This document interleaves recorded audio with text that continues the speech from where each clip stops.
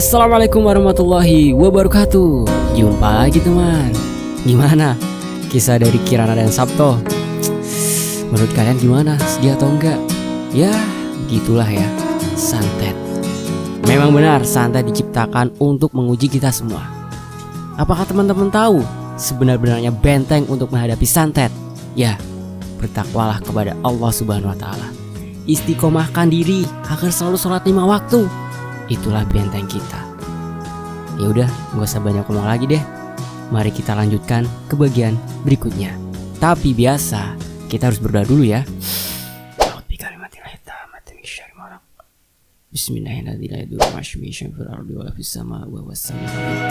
Allahumma sholli ala sayyidina Muhammad.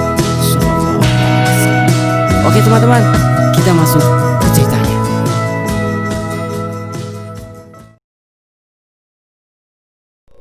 Maman bersembunyi di dalam lemari, yang mana lemari itu juga memuat barang-barang para korban yang menjadi korban santet kebiadaban Sumerep. Dia menutup lemari itu dengan rapat. Makhluk itu, ucap Maman dalam hati. Dia melihat sosok siluman monyet sedang meletakkan barang-barang milik Sabto dan Kirana. Sejak kapan? Setelah itu, siluman monyet itu menghilang tepat Maman menundukkan pandangannya. Syukurlah, dia tidak ada, ucap Maman dalam hati. Maman pun keluar dari lemari itu dengan berhati-hati. Dia berjalan menuju tempat di mana siluman monyet itu meletakkan barang-barang milik Sabto dan Kirana. Benar saja, itu milik Mas Sabto dan Mbak Kirana. Jadi, selama ini dia mencuri secara diam-diam. Benar-benar di luar akal. Maman pun mengambil barang-barang itu dan segera kembali menuju lemari sebagai tempat persembunyian sementaranya. Belum juga Maman memalingkan wajahnya, dorongan keras mengenai tubuh Maman berasal dari sesuatu yang tak tampak. Karena kebetulan tempat itu agak gelap, dia tak tahu siapa yang lagi-lagi melempar tubuhnya hingga melayang ke udara dan terjatuh ke dinding yang terbuat dari anyaman. "Ah, awakku!" ucap Maman sambil menahan rasa sakit. Tubuh Maman bergetar manakala ada sesuatu yang mendekatinya dengan aroma kematian yang tercium hingga membuat nafasnya tersengal-sengal naik turun. Makhluk tinggi besar. Makhluk itu menatap tajam wajah Maman sambil mengangkat kedua tangannya ke arah Maman. Puk! Tubuh Maman dihantam dengan keras oleh makhluk itu hingga dia pingsan di tempat. Tubuh Maman diseret menuju ruangan yang penuh dengan damar atau lampu pijar yang terbuat dari bara api menggunakan minyak tanah dan sumbu. Maman diletakkan begitu saja di depan pintu ruangan itu. Mbah Sumerep dan yang lainnya tahu gede duhur itu membawa sesuatu. "Letakkan di depan situ," ucap Mbah Sumerep. Makhluk itu pergi meninggalkan getaran hebat yang menggetarkan seluruh ruangan padepokan. "Siapa itu, Mbah?" tanya Ramli. "Dia adalah otak dari kehancuran kita. Kita harus memanfaatkannya dengan baik," senyum Mbah Sumerep. "Cepat, buka pintunya dan seret dia kemari." Ramli segera menuju depan pintu itu dan membukanya secara perlahan. Ketika pintu itu terbuka, Ramli kaget melihat seseorang yang dikenalinya. "Maman!" teriak Ramli sambil mengarahkan wajahnya ke Mbah Sumerep. "Seret kemari." Ramli menyeret tubuh Maman ke hadapan Sumerep. "Apa yang akan kau lakukan kepadanya?" tanya Citra. "Dia adalah otak dari kehancuran kita. Jika kita telah mematahkan lehernya dan membunuhnya sekarang, mungkin akan memberikan efek jera pada Sabto dan Kirana. Namun, jika kita memanfaatkannya untuk membantu kita dalam penyerangan ini, kemungkinan besar kita akan menang telak. Apakah kau paham?" tanya Sumerep. "Bagaimana jika dia menolak?" tanya Ramli. Sumerep pun membuka baju Maman. "Ambilkan aku pisau di meja," ucap Sumerep. Citra pun mengambil pisau di atas meja. "Ini, Mbah." Sumerep melukai tiap sidik jari Maman. "Apa yang akan kau lakukan?" tanya Ramli. "Ambilkan bokor." Citra mengambil bokor dan menyerahkannya kepada Sumerep.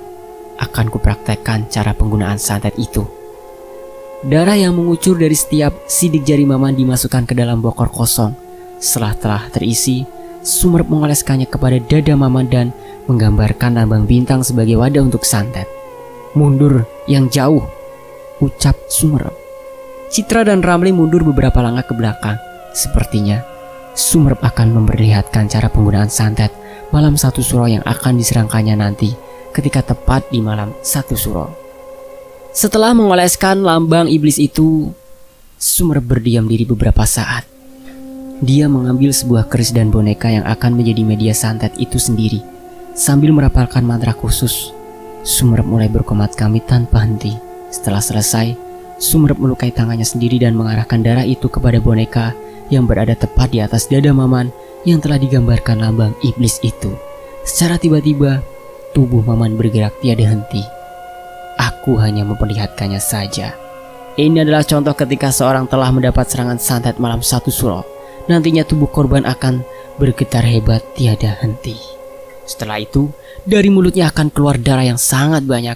Pembuluh darahnya akan pecah. Tubuhnya serasa seperti terbakar oleh kobaran api. Jantungnya melemah. Pernafasan menjadi kacau. Jelas Sumerep. Ramli dan Citra tak percaya santet itu benar-benar nyata di depan dirinya sendiri. Naluri membunuh Sumerep memang benar-benar berdarah dingin, tanpa ampun dan tak berbelas kasihan. Sumerep segera mengangkat boneka itu dan menghapus tanda dari tubuh Maman secara sekejap. Tubuh Maman normal kembali. Apakah kalian menyaksikan betapa kejamnya santet itu? Citra dan Ramli mengangguk sambil menundukkan kepalanya. Bah, aku ingin bertanya, ucap Ramli. Silahkan. Apakah santet ini bisa melukai penggunanya? Tanya Ramli. Bisa. Dengan apa? Tanya Ramli. Ketika wadah yang digunakan oleh santet itu salah, jelas Sumerep. Maksudnya? Tanya Ramli. Ketika hari di mana santet itu dilayangkan, wadahnya diganti oleh wadah yang lain. Dengan itu, santetnya akan menyerang pada orang yang melayangkan santet itu sendiri. Aku masih belum paham. Begini, jika aku ingin melayangkan santet itu kepada Romo, lalu Maman, sebagai wadah santet itu memberontak dan menghapus lambangnya, lalu dia mengganti media santet itu dengan kepemilikan barang-barang kalian, santet itu akan menyerang kalian. Jelasnya. Jadi, tanya Ramli. Jauhkan barang-barangmu dari hadapan Maman. Dengan itu, resiko terkecilnya dia tidak akan menyerangmu secara diam-diam. Senyum Sumerep. Baik Mbah. Di rumah Kirana. Mas Romo, apa yang harus kita lakukan? Maman hilang tiba-tiba. Aku tak habis pikir semuanya akan berjalan kacau. Jelas Kirana. Masih ada waktu beberapa bulan lagi sebelum malam 1 suro. Aku sedang memikirkan strateginya. Sekarang, bersikaplah seperti biasa. Jangan sampai kita terlalu panik terhadap sesuatu hingga kita lupakan prioritas kita sebenarnya. Baik Mas. Kita harus bersiap hingga hari di mana semuanya berjalan dengan lancar. Jelas Kirana. Bagaimana dengan suamimu? Tanya Romo. Dia masih belum siuman. Mungkin tekanannya ada di dalam hatinya. Kedua orang tuanya telah tewas. Aku tak habis pikir tekanan batin itu melekat hebat di dalam hatinya, ucap Kirana. Sudah kuduga, suamimu tipe orang yang lemah dalam mengambil keputusan. Ibu juga masih syok. Dia belum siuman setelah tubuhnya terjatuh di kamar mandi, ucap Kirana. Ibumu masih belum siuman sepenuhnya. Dia juga akan menjadi korban selanjutnya. Waspadalah, ucap Romo. Berbeda dengan Maman, dia ditahan di sebuah ruangan khusus tempat di mana segala aktivitas terganggu dan tak bisa berbuat apa-apa. Makanlah ini Man. Kau jangan mati sekarang. Kami masih membutuhkanmu, ucap Ramli sambil memberikan singkong dan umbi-umbian. Makan? Tanya Maman. Apakah tawaranku salah? Tanya Ramli. Kau adalah tangan kanan dari orang terpandang. Kau melakukan ini karena dendam? Ingatlah, dendam tak akan pernah ada habisnya.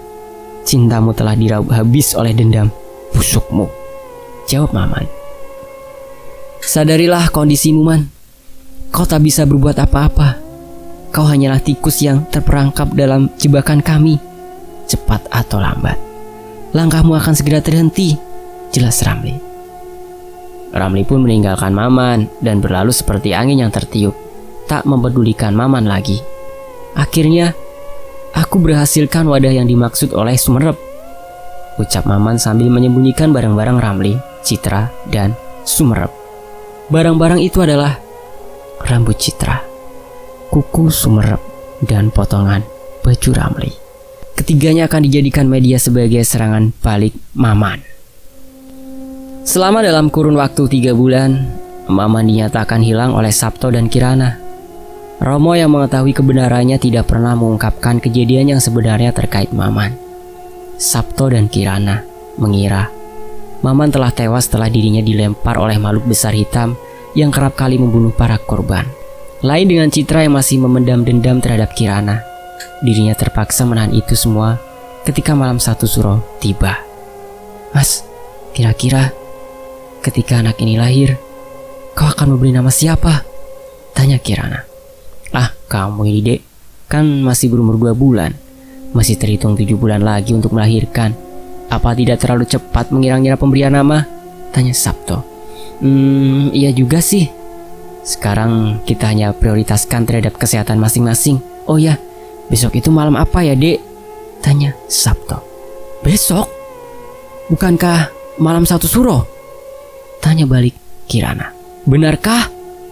Tanya Sabto dengan raut muka yang benar-benar sangat terkejut. Kenapa memangnya mas? Apakah ada yang salah dengan besok malam?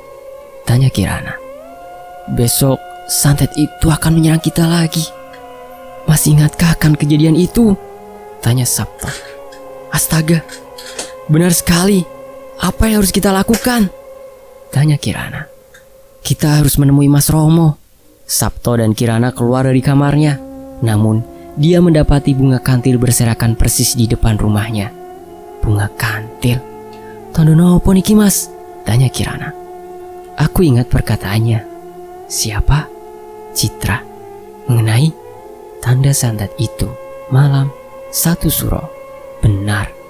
Aku ingat perkataannya. Dia mengatakan, ketika malam mulai redup bunga kantil berguguran, ingatlah, saat itulah santet itu dilayangkan. Kira-kira seperti itu perkataannya.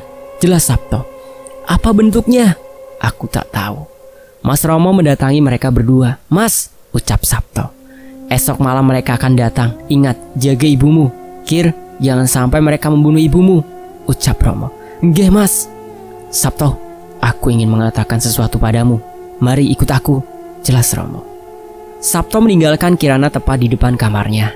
Dia mengikuti langkah Romo yang mengarahkan terhadap sesuatu. Apa kau pernah dititipkan sesuatu oleh ibumu? Tanya Romo. Sesuatu? Apa itu? Tanya Sabto. Sesuatu itu berbentuk kalung, jelas Romo. Kalung? Kalung itu, ya aku ingat, aku masih menyimpannya, jelas Sabto. Kalungkan itu padamu nanti. Padaku?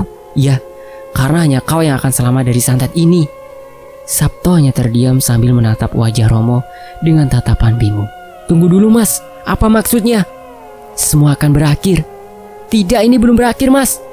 Kau tak mengerti apapun tentang santet itu. Semua keluargaku mati terbunuh dengan tanda iblis di dadanya. Semuanya mati tak tersisa, jelas Romo. Lalu, apa artinya hanya aku saja? Bagaimana dengan Kirana dan Mas Romo? Lalu Bu Yati dan juga Maman yang sampai saat ini belum ditemukan, jelas Sabto. Kau ingat hal ini? 1. Santet itu mengikat tubuhmu. 2. Pernafasannya menjadi kacau. 3. Pembuluh darah akan meledak. 4. Jantungmu akan melemah. 5. Matamu akan sayu. 6. Mulutmu akan keluar darah. 7. Organ tubuhmu akan hancur seketika. Santet ini lebih kejam dari apa yang pernah kau pikirkan, jelas Romo. Mas, jangan aku yang hidup. Lebih baik Kirana saja. Aku tak pantas. Romo segera menampar wajah Sabto. Bangunlah Tok. Kau ini yang akan dijadikan sebuah persaksian di hadapan sejarah kelak. Jika bukan karena kau, siapa yang akan menjelaskan kejadian ini semua? Siapa? Tanya Romo. Sejarah? Kejadian? Kenapa harus aku yang menceritakan sejarah itu? Tanya Sabto. Kamu memang lemah, tapi intuisimu tinggi. Aku tahu itu. Aku yakin kau bisa. Demi kita semua yang akan menjadi sebuah persaksian akan dosa-dosa para dukun biadab yang berambisi untuk keinginannya sendiri, jelas Romo. Mas, sekali lagi aku menolak, ucap Sabto. Baiklah, kalau begitu aku akan membunuh Kirana sekarang. Romo langsung meninggalkan Sabto dan menuju ke kamar Kirana. Kau gila, ah? Teriak Sabto. Romo tidak menggubris perkataan Sabto. Dalam hati Romo dia sangat sakit hati jika kejadian ini tidak bisa disaksikan oleh sejarah dan menjadikan pelajaran berharga akan kejamnya santet karena dendam yang berkesinambungan. Romo pergi ke dapur sambil membawa pisau dan kembali menuju kamar Kirana. "Putuskan sekarang!" teriak Romo. Sabto memegangi kepalanya. Dia masih teringat dari mana pertemuannya dengan Kirana. Dia berjanji akan membahagiakan Kirana. Belum lama ini, Kirana sedang hamil dan dia meminta kepada Sabto untuk segera diberikan nama terhadap anaknya kelak. "Mas, tunggu," ucap Sabto. Sabto masih teringat saat kedua orang tuanya terbunuh oleh santet itu. Dia dikelilingi oleh kebingungan yang memaksanya untuk bertindak cepat. Cepat atau lambat, semua akan terjadi. Kematian itu akan dekat. Semuanya akan terasa sangat asing ketika menimpali satu persatu kejadian masa lalu yang terus terukir dalam pikiran kacaunya. "Baiklah mas, aku yang akan menjadi saksi sejarah. Berikan aku strateginya." Romo tersenyum sambil menurunkan pisaunya. "Ikut aku ke kamar. Akan kuberitahu cara menghadapi manusia iblis itu," jelas Romo. Di Padepokan Sumerep. "Besok malam 1 suro, Mbah," jelas Ramli. "Iya, aku tahu. Sepertinya besok akan menjadi sejarah yang sangat besar," ucap Sumerep. "Bagaimana dengan Maman?" sambung lagi Sumerep. Dia masih tidak mau bicara. Tubuhnya sudah semakin kurus. "Apakah dia menyimpan sesuatu?" tanya Ramli. "Maman, dia tipe orang yang tidak mudah ditebak. Sepertinya dia telah merencanakan sesuatu," jelas Sumerep. Di rumah Kirana. "Hah? Mas Romo yakin dengan ini?" tanya Sabto. "Ini cara satu-satunya. Lalu, apakah itu akan berhasil?" "Sepertinya begitu. Aku telah mengetahui gerak-gerik perjalanan santet ini berjalan. Hanya bermodalkan belajar dari pengalaman saja. Aku yakin itu." "Bagaimana jika gagal?" "Mengapa kau tampak pesimis? Bukan begitu. Jika gagal, semua akan hancur seketika. Itu bukan hal yang kita inginkan, bukan?" tanya Sabto. "Tidak, aku yakin ini akan berhasil." Tepat di malam 1 suro nanti, Romo akan pergi menuju Padepokan Sumerep. Dia akan menyerang Sumerep ketika santet itu akan menyerang Sabto dan Kirana. Bersamaan dengan itu, Kirana harus bersembunyi di bawah tempat tidur untuk menghindari Gede Dhuwur itu mendatanginya. Namun, ada satu pilihan yang berat dilakukan oleh Sabto. Pilihan itu adalah Sabto harus membunuh Buyati agar setengah dari kekuatan Sumerep menghilang. Karena buhul atau tali gaib Buyati berada pada Sumerep yang tentunya memakan kekuatan Sumerep yang sangat besar. Di Padepokan Sumerep.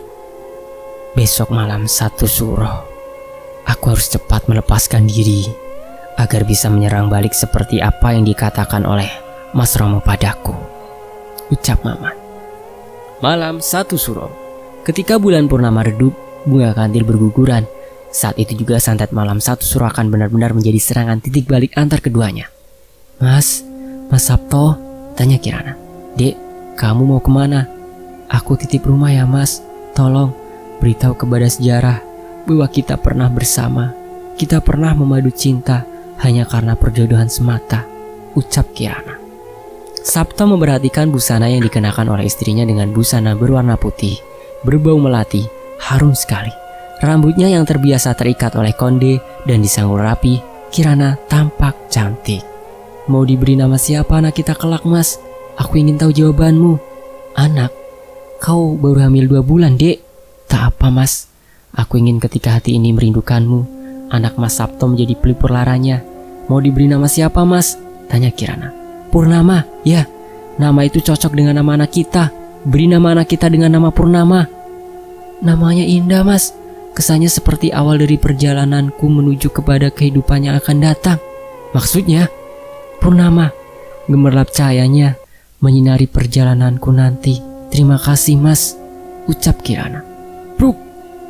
Mas bangun, sudah siang," ucap Kirana. "Hah? Dek, tadi mas mimpi apa?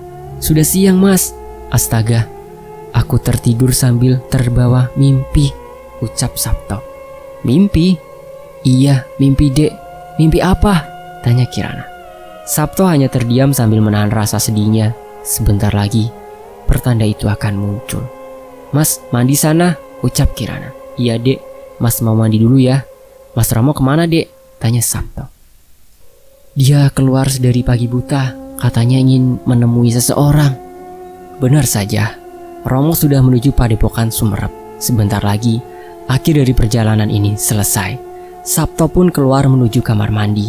Lagi dan lagi, pandan dan lingkaran ilalang itu mengering. Setelah kemarin baru diganti yang baru, bunga kantil juga berserakan di depan rumahnya.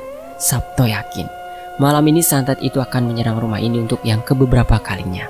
Sabto hanya menjalankan tugasnya, tugas terberat dalam kehidupannya, tugas yang tak pernah ingin diembanya, begitu saja karena paksaan. Hingga malam itu tiba di Padepokan Sumerep pukul 21. "Semua siap?" tanya Mbah Sumerep. "Siap, Mbah." Ramli pergi ke tempat Maman, jaga dia di sana. Barangkali dia berani kabur, bunuh dia tanpa ampun. "Siap, Mbah." Ramli menuju kamar Maman. Sedangkan Citra, dia masih mematung di dekat Mbah Sumerep. "Kenapa, Nak?" tanya Sumerep. "Anu, Mbah, ajarkan saya menggunakan santet itu." Jelas Citra. "Untuk apa?" "Untuk membunuh Kirana." Jelas Citra. "Kau tahu resikonya sangat besar?" tanya Sumerep. "Aku tahu itu, tapi apakah kau telah siap?" "Aku siap, Mbah." Jelas Citra. "Baiklah, aku akan ikuti apa yang kau inginkan. Setelah itu, resikonya kau tanggung sendiri." "Baik, Mbah." Padepokan Sumerep. Ramli memasuki ruangan di mana Maman telah tak berdaya lagi untuk berontak. Muka Maman sangat pucat karena dia hanya memakan sedikit makanan yang diberikan oleh Ramli padanya. "Man, kowe ra mangan?" tanya Ramli. Maman tersenyum sambil mengarahkan pandangannya ke hadapan Ramli. "Aku ra pengen mangan panganan saking iblis koyo kowe beli." Ramli berusaha tenang untuk tidak terbawa emosi. "Kau tahu mengapa saat itu aku bergabung kepada Sumerep? Saat dimana kau ingin menolongku namun Suroso sialan itu melarangmu? Itu karena kami terikat perjanjian antara hidup dan mati." Jelas Ramli. Maman terdiam 1000 bahasa. Dia tidak ingin menggubris sedikit pun pertanyaan yang Ramli lemparkan padanya. "Andaikan hari itu Suroso membantuku, mungkin kita akan memerangi Sumerep bersama. Namun, roda kehidupan akan selalu berputar. Siapa yang merasa kalah akan dicap lemah. Bukankah begitu, Man?" Jelas Ramli. "Aku tak bermaksud mengungkit masa lalu. Hanya saja kau adalah korban dari kemarukan yang telah tuanmu perbuat." Jelas Ramli lagi. Maman terdiam. Dia tak mengatakan satu kata pun untuk menjawab segala argumen yang diberikan oleh Ramli. "Cuy, aku berbicara kepada orang yang budak." Ramli pun memalingkan tubuhnya. Dia membakar rokok untuk menenangkan pikiran yang penatnya. "Kita ditemukan dalam pertemuan yang sulit, Man. Aku ingin kau tidak pernah dendam padaku. Tapi bagaimana jadinya jika hal itu terjadi? Semoga saja nyawamu tenang di alam sana, Man." Diamnya Maman merupakan sebuah jawaban bahwa dirinya sedang membuka ikatan kali. Maman tidak ingin menggagalkan momen ini. 1 atau 2 menit yang dibuang begitu saja oleh Ramli adalah 1 atau 2 kesempatan Maman untuk menyerang balik. "Man, apakah kau mendengarkanku?" tanya Ramli. Maman berhasil membuka ikatan tali itu. Dia pun mencari benda tumpul untuk memukul Ramli dari belakang. "Aku mendengarkanmu, Mli, tapi bukan dari dunia. Namun aku mendengar ucapanmu dari akhirat." Maman berhasil memukul kepala Ramli dengan sangat keras. Ramli tersungkur terjatuh dengan wajahnya yang bersimbah darah. "Bagaimana rasanya jika dipukul telak dari belakang, Mli?" tanya Maman dengan sombongnya. Maman pun pergi meninggalkan Ramli. Namun, ketika dirinya melewati tubuh Ramli, kaki Maman tertahan oleh tangan Ramli yang mencengkerami kakinya dengan kuat. "Urusan kita belum selesai, Man," jawab Ramli. Dengan sekuat tenaga Maman pun menendang kepala Ramli. Namun tetap saja cengkeraman tangan Ramli tidak menggoyangkan sedikit pun. Posisi tangannya terus menghalangi langkah Maman. Maman pun bergerak menuju tempat di mana kayu balok itu diletakkan. Namun baru saja dia melangkah, Ramli menarik kaki Maman hingga terjatuh. Ramli segera merangkak menuju Maman yang sudah terjatuh. Dia kemudian memegangi tubuh Maman dengan kuat agar tidak bisa bergerak bangkit kembali. Kedua tangan meraba-raba tempat di mana kayu balok itu diletakkan. Mereka sama-sama kuat, sama-sama tidak ingin kalah. Mereka semua saling ingin mendahului. Sementara itu, Romo telah memasuki tempat di mana Sumerep sedang mengajari Citra untuk melakukan santet malam 1 suro. Seharusnya wadahnya adalah Maman, namun Ramli belum datang juga. Akhirnya Sumerep mengindahkan keinginannya. Romo secara diam-diam menghindari tempat di mana bunga kantil itu berserakan. Dia tahu bahwa ketika dirinya menginjak bunga kantil, pasti makhluk gede dur itu akan segera menyerangnya. Citra, jika kau tidak ingin repot, buatlah lambang itu di tangan kirimu, lalu lukai tangan kananmu untuk mengucurkan darah segar. Tempat di mana lambang itu kau buat, yaitu di tangan kiri. Nantinya, tempelkan boneka itu sambil mengarahkan tempat di mana boneka itu diletakkan dengan barang kepemilikan korban yang akan kau santet. Tapi ingat, kau belum tentu bisa selamat, karena santet ini hanya aku saja yang mampu bisa menjalankannya. Resiko kematian bisa saja menyerangmu. Jelas Sumerep. Romo mendengarkan secara seksama perkataan itu. Dia tahu bahwa Citra akan menyerang Kirana. Karena itu, sebelum Citra berhasil menghancurkannya, Romo harus segera membunuh Citra agar Kirana dan Sabto bisa diselamatkan.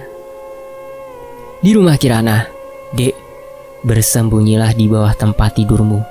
Jangan keluar sebelum aku menyuruhmu keluar. Kamu paham kan? Tanya Sabto. Nggih, Mas. Dalam hati Sabto, dia menyuruh Kirana bersembunyi agar dia tidak mengetahui rencana pembunuhannya terhadap Buyati. Sabto pun langsung menuju dapur. Dia mengambil pisau untuk segera membunuh Buyati agar setengah dari kekuatan Sumerep berkurang. Maafkan aku, Dek. Aku lakukan ini demi menghancurkan santet itu, jelas Sabto. Maman terus menarik tubuhnya agar bisa mencapai kayu balok itu. Dengan sekuat tenaga dia kerahkan tubuhnya yang telah kurus dan kehilangan kekuatan tubuhnya. Sedangkan Ramli, dia terus menahan kedua kaki Maman agar tidak bergerak jauh dari tempatnya. Maman pun berhasil menggapai balok itu. Dia pun mengarahkan balok itu tepat di kepala Ramli. Mati kamu, mati! Ramli masih bisa bergerak. Darahnya terus mengucur dari kepalanya, namun dia tak pantang menyerah untuk menghentikan pergerakan Maman. Ramli menyobek celana Maman. Maman terkejut akan hal itu. Jangan-jangan dia ingin menggunakan santet terlarang itu pada tubuhnya sendiri agar Maman terbunuh oleh Gede Duwur. Maman pun menendangi tangan Ramli agar sobekan kain itu menjauh darinya. Ramli melepaskan kedua tangannya dan mundur beberapa langkah ke belakang sambil memegangi sobekan celana Maman. Siapa yang akan mati, Man? Kau tahu kan, jika santet itu kau gunakan bukan pada tujuannya, maka kau sendiri yang akan mati. Kamu salah, Man. Kita akan mati bersama di sini. Tidak ada satupun dari kita yang akan selamat, jelas Ramli. Maman pun menekan tubuhnya agar bangkit dan menuju Ramli yang akan menggunakan santet itu. Ramli membuka bajunya. Dia melukai tangannya sendiri dan menggambarkan lambang iblis di tubuhnya. Darah Ramli yang masih segar itu dia letakkan tepat di bagian tengah sobekan celana Maman. Hentikan, Ramli! Jangan lakukan itu! Teriak Maman. Masamu sudah habis. Ramli segera menempelkan sobekan celana itu tepat di dadanya. Secara sekejap, santet itu aktif dan menyerang Maman. Mula-mula, hidung Maman mengeluarkan darah. Darah itu menetes hingga membuat kepala Maman sangat pening. Lalu, tubuhnya terasa panas hingga Maman membuka bajunya. Bersamaan dengan itu, Ramli juga mengeluarkan darah dari hidungnya. Mereka berdua terkena santet secara bersamaan. Bedanya, jika Maman mendapat serangan dari Ramli karena Ramli sebagai orang yang menyantet Maman, sedangkan Ramli terkena tulah atau bencana dari santet itu karena dia melanggar ketetapan tujuan dari santet yang seharusnya hanya dilayangkan untuk Kirana. Aku sengaja melanggar janji ini karena buah dari santet itu sebenarnya adalah Kirana. Namun karena aku melanggarnya, aku sudah siap menerima resikonya, ucap Ramli. Maman secara tiba-tiba memuntahkan darah dari mulutnya. Aku telah merekam jejak di mana santet itu bisa digunakan. Karena itu, kau juga akan mati, Mli. Pilihan yang tepat, namun kau tak ingat bahwa ini adalah awal dari kekalahan Sumerep karena berani membunuhku, teriak Maman.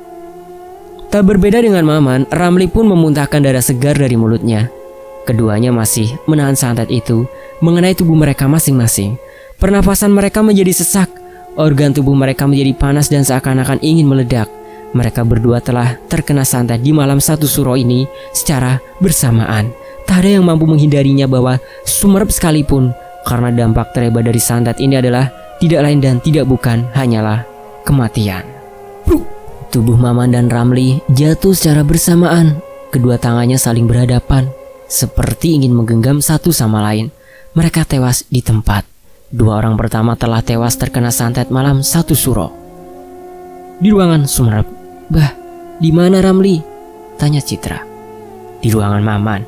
Aku menyuruhnya untuk menjaga Maman. Namun sampai sekarang dia belum juga mendatangiku," kesal Sumerep. "Baiklah, aku akan mengeceknya, Mbah," ucap Citra.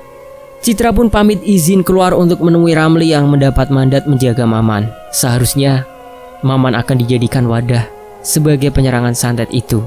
Namun realitanya Ramli dan Maman telah tewas oleh santet itu sendiri. Romo yang berada di hadapan pintu ruangan Sumenep terkejut ketika mendapat Citra ingin menuju ke arahnya. Dia pun bersembunyi untuk menangkap Citra dengan tujuan untuk dijadikan sandera. Begitu Citra keluar dan menutup pintunya kembali, kedua tangan Romo segera menikam mulut Citra dari belakang. "Jika kau berani teriak, keris ini akan melubangi perutmu hingga menusuk lambung busukmu. Paham?" ancam Romo. Citra hanya bisa mengangguk. Romo pun menyuruh Citra untuk membukakan pintu ruangan Sumerep. "Buka pintunya," ucap Romo dengan pelan. Citra pun membuka pintu dengan pelan. "Bagaimana, Cit? Sambutanmu sungguh hangat." "Sumerep," senyum Romo. Sumerep yang melihat kondisi Citra sedang dibungkam oleh Romo langsung bangkit dan mengambil kerisnya. "Jika kau berani melayangkan santet itu sekarang, aku juga bisa membunuhmu dengan sekejap. Letak setengah kekuatanmu ada Boyati kan?" tanya Romo. "Bagaimana kau tahu?" tanya Sumerep. "Aku telah menyadari semuanya dari awal. Ketika kau menyantet seluruh keluargaku, hanya Boyati yang tidak kau bunuh. Padahal Suroso, kakakku, hampir mati karena santet itu. Bukankah itu unik?" tanya Romo. "Cuy, gara-gara kakakmu yang bodoh itu, dia telah meraup seluruh kebahagiaanku di masa lalu. Semuanya hancur berantakan. Dunia tidak memihakku." Romo melangkah maju dengan kedua tangannya masih mendekap leher Citra dan kerisnya siap menusuk Citra jika dia mulai berontak. "Kau sudah kalah telak, Sumerep. Aku telah membaca semua pergerakanmu. Aku telah tahu siapa yang kau incar selama ini. Kau hanya mengincar Kirana untuk dijadikan buah dari santet malam 1 suro ini kan?" tanya Romo. Sumerep tertawa keras. "Hahaha, Romo, kau memang cerdas. Tapi ingat, kami masih menyandera Maman. Nantinya Ramli bersedia untuk membunuh Maman jika dia berani memberontak," ucap Sumerep. "Kau tahu, Maman adalah senjata dari penyerangan mendadak ini." "Apa maksudnya?" tanya Sumerep. "Maman telah membunuh Ramli. Cara itu telah kami pikirkan untuk segera membunuh juga," teriak Romo. Sumerep terkejut mendengar hal itu. Dia mengepalkan kedua tangannya dan menatap tajam kedua mata Romo. "Bajingan!" Sumerep tak peduli dengan ancaman bahwa Romo akan membunuh Citra jika bergerak. Dalam hati Romo, apakah Sumerep telah kehilangan akalnya? Romo pun menusuk perut Citra. Namun tetap saja Sumerep meringsek ke arah Romo tanpa memikirkan apa yang ada di hadapannya. "Kamu harus mati, Romo!" teriak Sumerep. Romo pun menarik keris yang menancap di perut Citra lalu mendorong Citra hingga tersungkur terjatuh. Sumerep dengan cepat mengarahkan kerisnya ke arah perut Romo. Begitupun juga dengan Romo. Mereka saling mengarahkan keris itu ke masing-masing perut lawannya. Jelep! Keduanya keris itu menusuk ke masing-masing perut lawannya. Darahnya membasahi masing-masing baju yang dikenakannya. Romo dan Sumerep tak lagi bersikukuh untuk saling menyerang karena keduanya telah tak berdaya lagi akibat tusukan keris itu. "Romo, aku tidak sudi kamu hidup," ucap Sumerep. Romo memejamkan matanya. Kini orang yang ditusuknya, yang merupakan dalang dari penyerangan terhadap keluarganya, telah tewas di hadapannya. Romo masih menahan lukanya walau nafasnya telah tersengal-sengal. Tatapannya semakin kabur. Tubuhnya akan ambruk karena menahan beban tubuh Sumerep yang telah tewas. Dengan begini, akhir sudah semuanya, ucap Romo sambil tersenyum. Bersamaan dengan itu, Sabto telah membunuh Boyati tepat sebelum tusukan keris itu mengenai tubuh Sumerep dan berakhir kepada kematian. "Bu, maafkan Sabto. Sabto tidak bermaksud mengecewakan ibu, tapi ini adalah jalan satu-satunya yang harus aku tempuh," ucap Sabto. Tangan Sabto penuh dengan darah. Hari itu, dia seperti pembunuh yang mengakhiri korbannya dalam kegelapan. Tak pernah terbayangkan bahwa cara ini sangat ampuh untuk membunuh Sumerep dengan cepat. Romo menjatuhkan tubuh Sumerep yang telah tewas. Bersamaan dengan itu, Dia menarik keris yang masih menancap di perutnya yang ditusukkan oleh Sumerep. "Ah!" teriak Romo. Sambil menahan tangis, Romo merangsak menuju meja Sumerep untuk mengambil sesuatu. Namun, perutku. Romo masih mendengar sesuatu dari arah belakangnya. Apakah Sumerep masih hidup? Dia pun membalikkan tubuhnya dan mendapati Citra sedang memegangi perutnya. "Kamu masih hidup?" tanya Romo. "Brengsek sekali kamu, Romo." Romo segera merangkak menuju tempat Citra sambil memegangi kerisnya. "Satu tusukan lagi," ucap Romo dalam hati. "Ah, mau apa kamu, ah?" tanya Citra sambil bergerak ke belakangnya. Romo masih merangkak dengan pendarahannya yang terus mengalir. "Kamu harus mati di sini, Citra," teriak Romo. Citra pun terus mundur ke belakang dan tanpa sadar tangannya menyenggol sebuah meja dan menjatuhkan damar ke lantai yang terbuat dari anyaman bambu itu. Sontak saja, api itu menjalar cepat hingga memenuhi ruangan tempat di mana Romo dan Citra masih terkurung. Pernapasan Romo pun terganggu. Dia segera menutupi kedua hidungnya sambil menahan panasnya api yang telah menjalar ke seluruh ruangan. Karena bangunan itu terbuat dari kayu-kayuan, tentu saja api dengan cepat melahap seluruh ruangan. Citra masih punya satu kesempatan untuk bisa menyerang Kirana dari kejauhan. Ya, dia masih punya kesempatan untuk menyantet Kirana, walau nyawanya juga harus terancam. Tiba-tiba Romo berada di hadapan Citra. Tepat dengan itu, sebuah kayu besar yang terbakar jatuh tepat mengenai kepala Romo. Citra yang melihat kejadian itu berteriak histeris. Dia memandangi tubuh Romo yang telah terbakar dilahap si jago merah itu. Citra menangis sambil menahan panasnya api. Dia pun mengeluarkan beberapa helai rambut dari kantong celananya dan melukai tangan kirinya untuk membentuk lambang iblis. Begitulah ucap Citra. Citra segera melukai tangan kanannya. Dia pun menggambar lambang iblis dan meletakkan beberapa helai rambut itu tepat di atas lambang itu. Secara tiba-tiba, hidungnya keluar darah. "Kamu harus mati, Kirana," ucap Citra. Kemudian di rumah Kirana merasa ada sesuatu yang aneh. Mengapa sedari tadi suaminya Sabto belum kembali juga? Apakah dia baik-baik saja? Suara pintu terbuka, sepertinya ada seseorang yang memasuki kamarnya. Namun, mengapa tak ada suara Sabto? Kirana pun penasaran. Dia pun keluar dari tempat persembunyiannya sambil memegangi perutnya.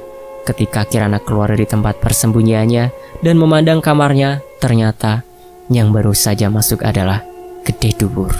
Ucap Kirana dengan tatapan sayunya. Kirana mundur beberapa langkah dari tempat tidurnya. Sosok Gede Dubur itu memandangi Kirana dengan pandangan yang tak menyenangkan. Kirana menangis sambil memegangi perutnya. Di dalam perutnya terdapat anak Sabto yang harus dibesarkan. Dia tak ingin anak pertamanya harus mati. Sosok Gede Dubur itu menarik tubuh Kirana dan mencekiknya tanpa ampun. Kirana tak bisa berbuat apa-apa. "Tolong!" ucap Kirana secara terbata-bata. Sabto yang mendengar suara lirih Kirana langsung menuju kamarnya. Hidung Kirana telah mengeluarkan darah. Pernafasannya menjadi sesak. Tubuhnya terasa panas. Matanya sudah layu. Kirana berada di ambang kematian. Bersamaan dengan itu, Sabto masuk ke dalam kamarnya dan mendapati istrinya sedang dicekek oleh sosok Gede Dubur itu. "Mas, lari mas!" ucap Kirana. Sabto yang mendengar itu tidak mengindahkan perkataan Kirana. Dia pun meringsek maju dengan kehendak ingin membantu Kirana. Namun, bukan keberuntungan yang terjadi, malah kebuntungan yang Sabto dapat. Sosok itu melayangkan tangannya tepat mengenai tubuh Sabto. Sabto terpental hingga menabrak dinding tembok kamarnya. Wajahnya bersimbah darah. Bersamaan dengan itu, Kirana tewas di tangan sosok Gede Dubur. Kirana gugur tepat di saat Sabto berkehendak untuk menyelamatkannya. Astagfirullahaladzim. Kemudian di Padepokan Sumerep, api itu membakar Padepokan Sumerep yang berada di tengah hutan. Tubuh Citra telah melemah. Mulutnya mengeluarkan banyak darah. Luka di perutnya memberikan pendarahan yang cukup parah. Citra tewas di saat si jago merah itu meluluh lantakkan Padepokan Sumerep. Pandangan Sabto telah kabur. Tangannya masih mengangkat-angkat ke arah istrinya yang telah tewas karena cekikan dari makhluk Gede Dubur itu. Sabto tak kuasa menahan tangisnya karena gagal menjaga orang-orang terdekatnya. Dia begitu tak berguna karena orang yang dicintainya telah tewas di hadapannya sendiri. Karena luka yang dirasakannya cukup parah, Sabto pingsan tak sadarkan diri. Seluruh keluarganya telah tewas. Orang-orang terdekatnya juga telah gugur dalam santet malam satu suro. Sebagaimana telah disampaikan, Sabto berkewajiban untuk menyelesaikan tugas akhirnya, yaitu memberitahu kepada sejarah akan kekejaman dari santet itu sendiri. Dan ini merupakan kisah Sabto yang diangkat dalam cerita Santet Malam Satu Suro pada tahun 1990 di daerah Jawa Tengah. Entah benar atau tidaknya, Sabto, nama samaran, meninggal dunia setelah beberapa tahun dia menceritakan ini kepada kenalan dari teman saya. Benar atau tidaknya, cerita ini banyak pelajaran yang kita ambil. Seperti setiap kali penulis menulis cerita ini, perut penulis terasa sangat panas, kepala penulis pusing. Jadi, teruntuk teman-teman yang mengambil cerita ini tanpa izin, kalian tidak menghargai orang-orang yang telah berjuang untuk mendapatkan cerita ini. Dan demikianlah kisah kelam dari Santet Malam Satu Suro. Apa yang teman-teman dapatkan? Komen ya. Admin undur diri. Apresiasi setinggi-tingginya buat Restu Wiro Atmojo. Terus menulis ya, karya kamu luar biasa. Dan admin undur diri. Wassalamualaikum warahmatullahi wabarakatuh. Sampai jumpa teman-teman.